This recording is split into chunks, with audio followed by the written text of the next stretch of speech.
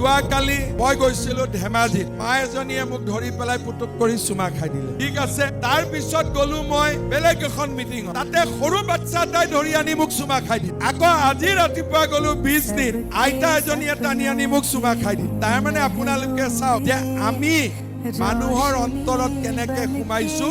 বাচ্চাৰ পৰা আইতালৈকে সকলোৱে আজি আমাক বিশ্বাস কৰে, সকলোৱে আমাক মৰম কৰে। এতিয়ালে কংগ্ৰেছ বিলাকে কয় হিমন্ত বিশ্ব শৰ্মা কিয় চুমা খায়?